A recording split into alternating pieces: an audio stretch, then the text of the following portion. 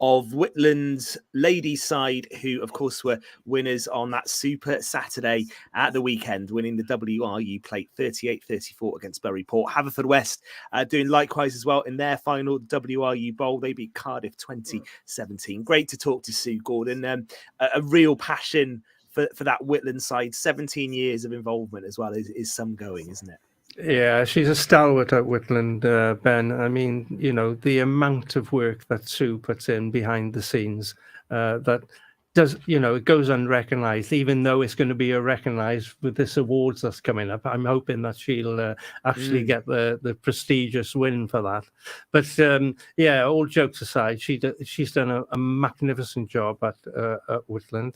And also, we didn't mention much about Haverfordwest, but they had a fantastic day at I call it the Millennium. I have to the Principality at the Principality. For those girls who nearly folded in 2022 in January, didn't have enough players. They've galvanised Stephen Barnett and the rest of the crew have got together. They've got a team, a really good team now, young side, and to get to Cardiff and win there, against a Cardiff side. Albeit by 3 points, but it doesn't matter how you win. A W is a W.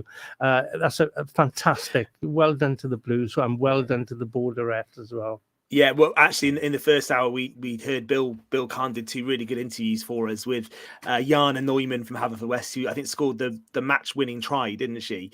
So Bill spoke to Jana and also to Natalie Walsh from Whitland. So you'll be able to hear those interviews as a podcast.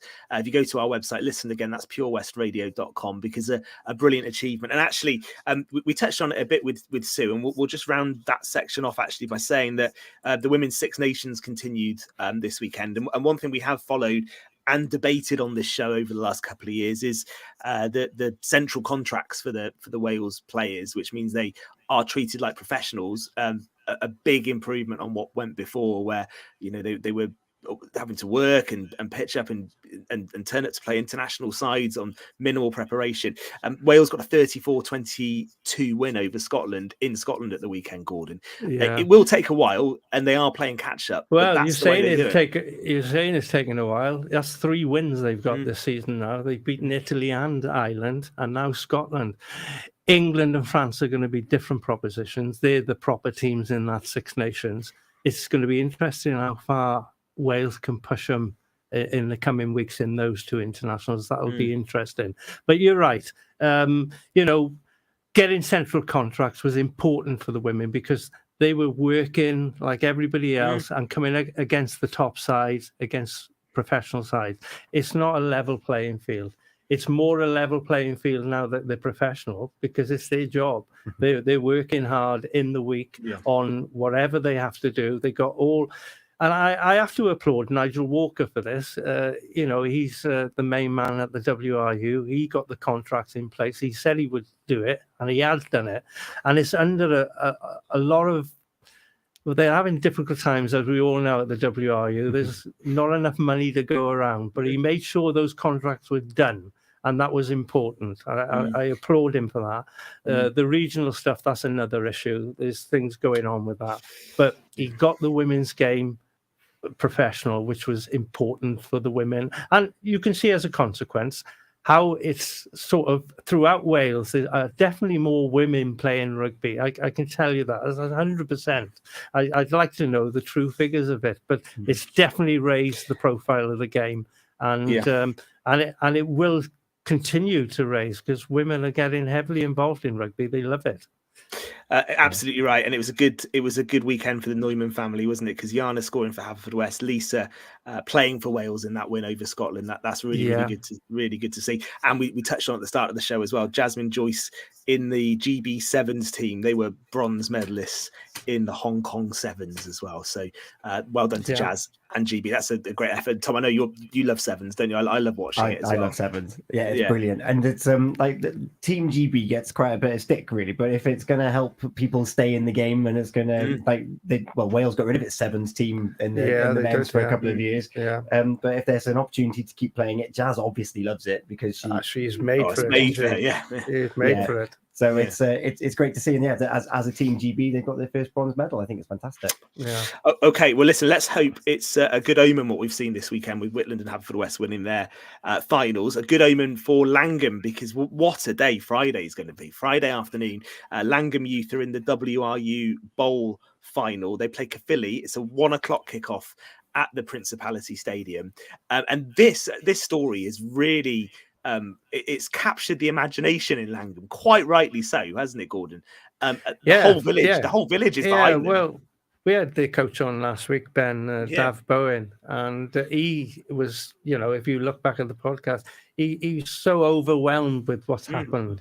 He can't believe how the journey has gone. But the community spirit down in Llangwm, it's only a small village club, but by God, there's a lot of passion and commitment there with the youngsters. And the youth side have done it the hard way. They went through 5 rounds to get to this stage on Friday.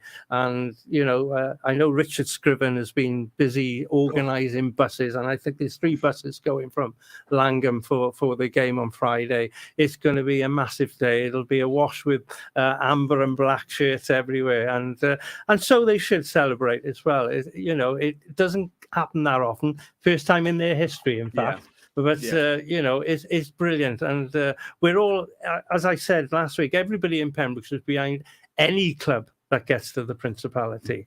And we will be behind Llangwm on Friday and hoping those boys can come home with the silverware. But as I said, that's not the important issue. Is that it's a day that they will remember forever.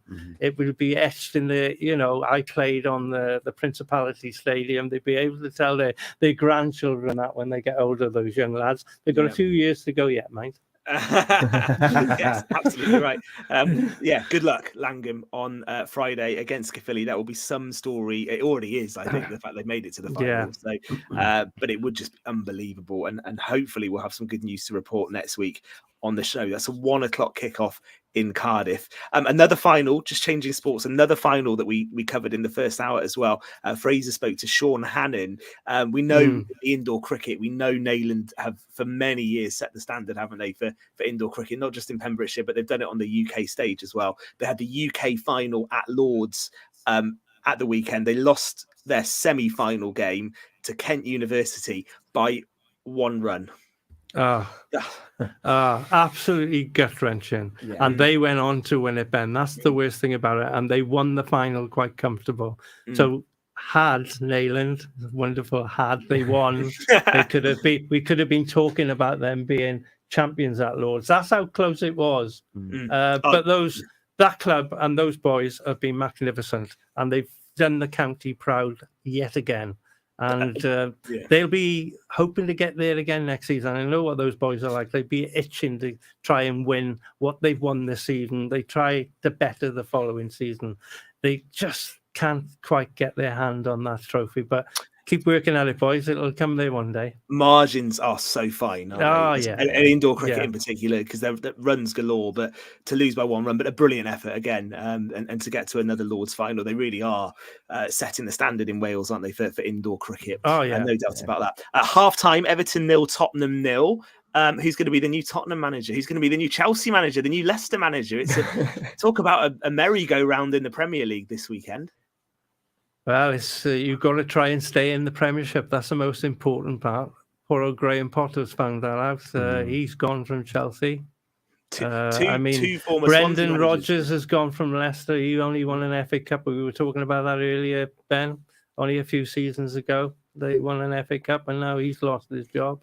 It's it looks like Tottenham could be losing Harry Kane come the end of the season. He's not a manager, sorry. He's a but talking about Tottenham, they're drawing at this moment, Ben, and you're now in the European qualifying 4th spot. You've knocked Man United down to 5th. And we've got 2 games in hand. So we need to win, really. We need a second half goal, I think. And I'm going to go watch the second half. No offence to Tim Cooper, who's on the way next on Pure West, but I'm going to be watching the second half, and hopefully we'll get that breakthrough. London Marathon training, I'm 3 weeks away now. Thanks for support. I got when we talked about that last time. Really appreciated it. Got a few messages sent through. I did 18.5 miles on Saturday.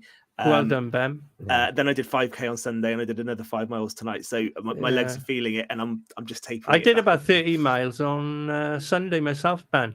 Walking? I drove to Carmarthen.